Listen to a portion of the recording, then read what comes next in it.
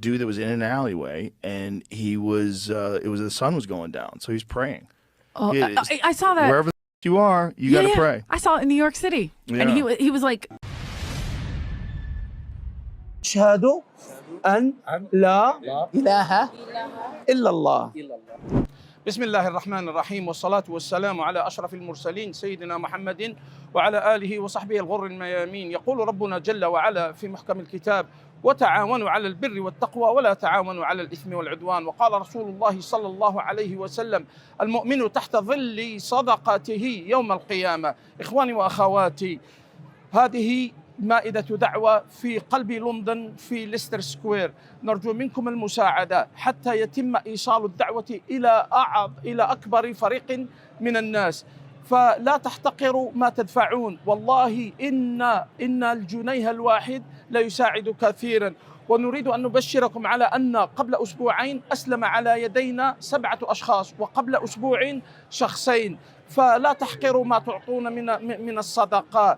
من الصدقات. بارك الله فيكم وأصلحكم الله وجزاكم الله خيرا. Assalamu alaikum wa rahmatullahi wa barakatuh, brothers and sisters and dear fans. Hope you guys are well, inshallah. If you want to look sharp like me, order your Sindeed clothing. As you can see, Sindeed.com. All day, every day, alhamdulillah. Zishan like the pocket here. Zishan, you can put a lot of stuff in here. No labels, nothing. That's how we roll. Yeah, because you have no labels. I just got some dandruff on my glasses. I'm just going to clean that. Please do that, Zishan. What's your take on Joe Rogan?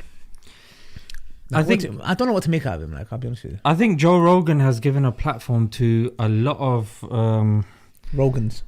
non-mainstream people that have shared their ideas. Because let's face it, I mean, when it comes to mainstream television, you're only fed the same thing again and again. He provided an alternative, and because of that, because of his genuine inquisitive nature, he's not only risen to prominence, but he's helped significantly Donald Trump, who thanked him in his winning speech. And he mentioned a bunch of people, and then he said something along the lines of then the ultimate Joe Rogan or whatever it is. So Trump bigged up Joe Rogan. Well, Joe Rogan in this clip is bigging up Muslims. Should we find out why?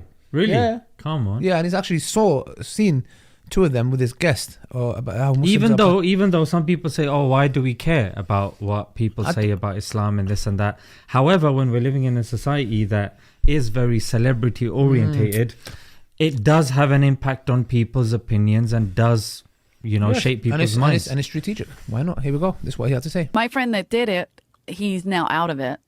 Of the priesthood or the gayness? He left the priesthood. He's still gay, still queer as they come. And but he left the priesthood, which was weird because we were like, whoa, is he coming out? Is he this? And he left, and now he just said they were changing too many things. Like the literal religion messed him up to get him out. Yeah. Interesting. Because what were they changing? The Catholic Church, my mom, please, she doesn't know how to listen to podcasts. Anyway, the Catholic Church changes on a dime. Like even something Lent. Right now we're in Lent, right? Right. There was so many rules that my mom had that we don't have, like my generation didn't have. And now it's a whole nother, like Lent is not, now I'm looking at kids like, what? You could do that? It's Lent. You're not allowed to, you have to do this, this, and this. But they've changed. They just changed so that they can recruit. That's why the Muslims are going to win. They don't give a who joins. That's exactly. Ramadan is, you got a month and nobody's eating all day long. No water, no food. We were in downtown the other day, driving downtown LA, and there's an alleyway, and this dude was in the alleyway. In LA? No, or here? in Austin. Okay. Did I say LA? Yeah, it's Did okay. I? I'm sorry. In Austin. I'm just downtown Austin. And there was this dude that was in an alleyway, and he was, the sun was going down, so he's praying. Oh, I saw that. Wherever you are, you got to pray. I saw it in New York City. And he was like, and it's so hard to find a space in New York City. So I was like, wow, that's impressive. Devotion. Exactly. He was behind like a pillar that like went into, there was a little bit of room to go into these offices, and he was literally just behind the pillar just doing that. And I was like, wow, that is right in Times Square. Wow. This is in Toronto. So this is a protest for something. Oh, there it is. Yeah, Toronto. But it's still. Oh, it's a protest. Okay. Even if it's a protest, you get that many people that are doing that. There's not another religion that would do that. They are so much more devout in their belief. Because they're praying. Like the Catholics would just wave a cross in your face. And, they do like a half-ass. I know a lot of people would come out. The more Muslims are out there in the street on their knees. F your traffic. We're praying. your traffic. Which that's a different thing. It's Toronto. It's busy. Joe Rogan seeing a man praying in an alleyway. And this is why it's really important, because sometimes when I used to like do Uber, when I used to drive, I had to pray outside, bro, like because masjids are closed. Do you get it?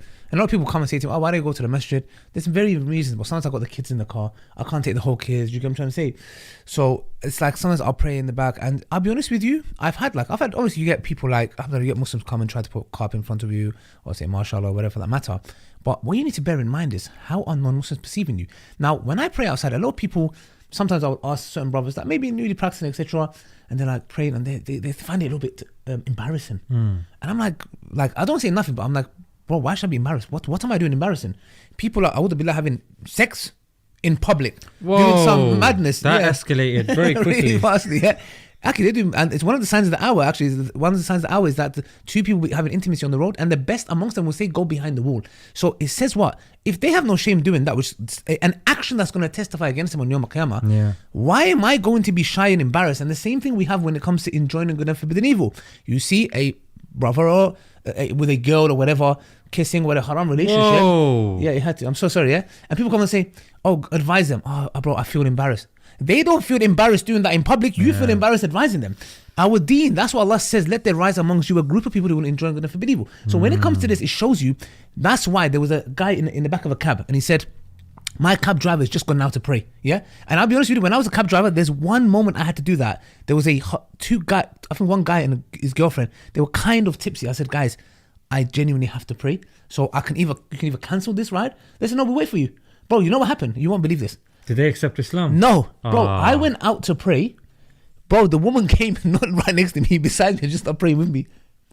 Bro, she started literally. Like, I finished. I didn't know. When I looked, I could hear something, and she was like, "Yeah, I wanted to pray with this." She was doing something. I don't know what she's doing yet. But the thing is, it just shows you that this has value, and people judge by your actions. And sometimes when you're just, time for Salah comes, obviously your primary intention is to pray to Allah. Yeah. However, when you put that prayer mat down, you think, who's watching me and this and that. You can either see it in a negative way, like who's watching me, what are they thinking, or you could think it in a positive, Dawah centric sort of way, that if someone is watching, this is going to appeal to their fitrah. This is going to appeal to the natural disposition that there's something familiar about this. There's something safe about this. There's something something unique and special about this, because this is the way that the prophets. So you look in the Old and the New Testament, that this is how the prophets prayed. We know in the Garden of Gethsemane, Jesus put his head on the floor and bowed down. Some say that he was bowing down to himself because, of course, he's God and, all of that sort of stuff. However,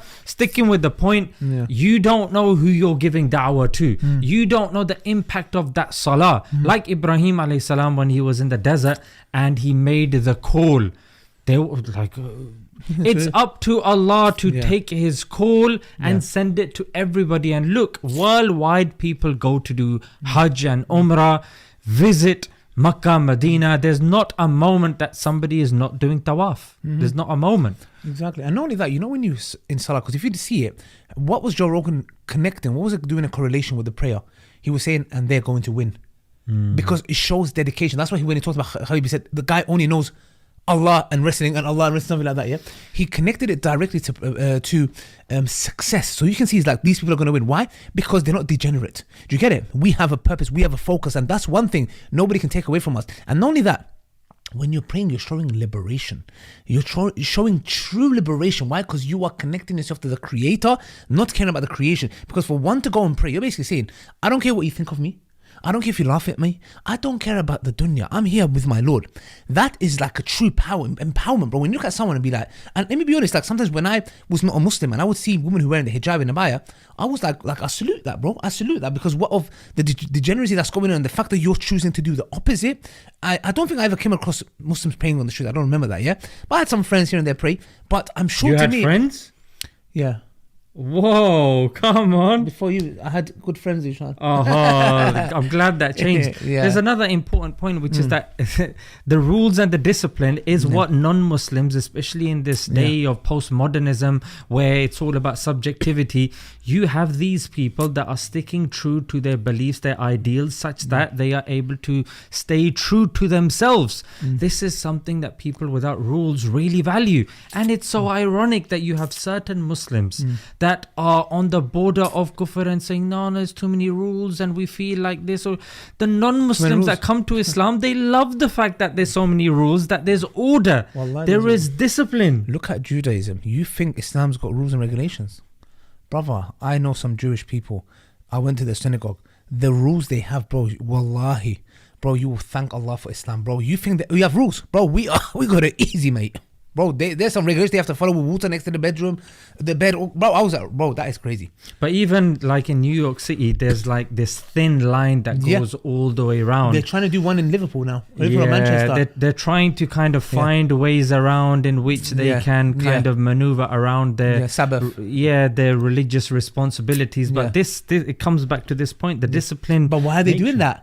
Because their religion is so hard, so they have no choice but to find ways of getting out of it. But with us, and they did that to themselves, because in the Quran Allah tells us that they made a which cow, what color, this, that, sorry, but that's why Islam is a balanced religion. But something that tells us how to go to the toilet, somebody that tells us how to what to put in our wills, something that is there, how to deal with your marital issues, disputes, everything, business, everything, bro. It's a way of life. But alhamdulillah, I mean, that's it, guys. I mean, till next time. Is that it? Yeah. Assalamu alaikum wa rahmatullahi wa barakatuh. Don't forget to subscribe to Smile to Jannah. Come on. Hello. And don't forget to unsubscribe to Ali Dawah. Nice.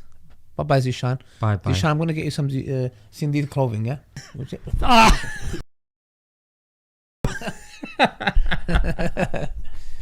Yeah, Ali, can you take that bit out? What? I know Zishan said no thanks. I will say